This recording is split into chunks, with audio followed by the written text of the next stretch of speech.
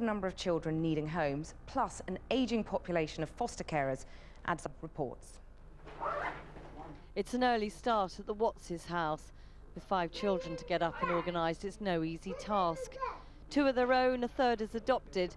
The others, we can't show, are among the 60 children they've fostered over the past 7 years.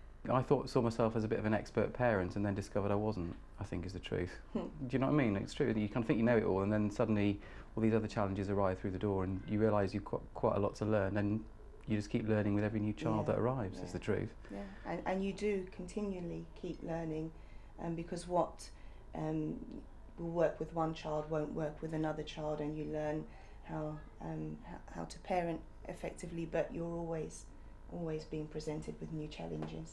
Get your toast. And those challenges can be great. The couple have had babies born drug dependent and teenagers who regularly run away. But the rewards, they're clear, are greater. It's a lovely feeling when a child's been with you for a period of time and then they're moved on, and then you see them, you know, you've seen that transition, and it's really, really lovely to see them become, you know, well adjusted, you know, really good prospects. Yeah, it's very, very fulfilling. The Watts are just one family, but there are 59,000 children in care who need a foster home at any one time in the UK. It's a figure that's been steadily rising over the past 5 years as more children have been taken into care. But the number of people willing to foster has not been keeping pace. And with many foster carers now facing retirement, the charity warns of a looming crisis, unless at least 8,750 new foster families are found. Prospective carers were promised support today and a little advice. I mean, the romantic idea is that love is enough, but is it? Children in foster care certainly need love, but they need skill and commitment as well from their foster carers. So love will get you so far, but it won't be enough, no. Where are we going? For Peter and Vilma, they say the worst part is saying goodbye when the children move on. Come on then.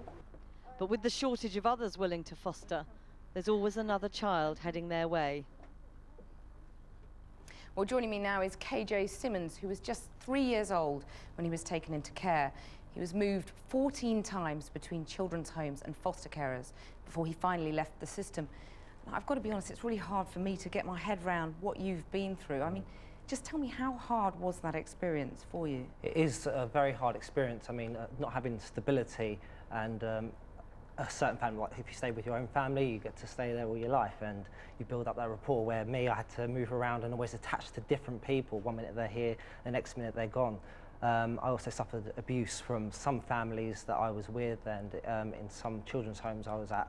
So you often find it very hard to trust people. How did you overcome that? Determination. Determination. I finally found in the end people who actually cared for me and who have love for taking care of young people and making sure they progress to be the best people that they can be. So I was lucky that I finally came across these people in my life. What did the best foster carers, how did you identify them? How were they the best for you?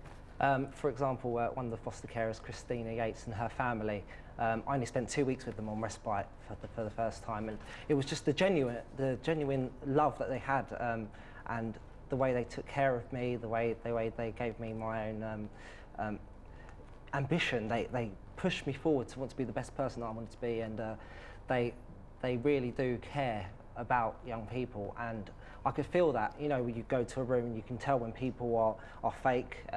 I was there with them and I could just tell that they were completely genuine, and that genuinity just completely changed my life. What is it, when you hear 59,000 children are waiting for foster care, behind each of those figures is obviously a human story. What do those figures say to you? I think it's a sad thing that 59,000 young people are in the care system. It's either because they've been, mostly because they've been abused, or their families can't look after them. And it's a shame that more support isn't done to make sure that their own families can look after them instead of taking them into the care system. Although sometimes it is the best option, and for me, in my case, it was the best option, and I'm thankful for being taken into the care system, and I've realised my dreams in life and where I want to be because of that. And KJ, just in a sentence, what would you say to encourage foster families to adopt? I'd say that it's so important to want to do the right thing by young people, and it's so important to look after young people who need it. You yourself could just completely change their life and make them realise their true worth and true ambitions. So please make sure that you give a home to people who need it, because otherwise they may end up on the wrong side of society. KJ Simmons, that's pretty inspiring. Thank you very much for coming in. Thank you. John. Some business news now, and 5 major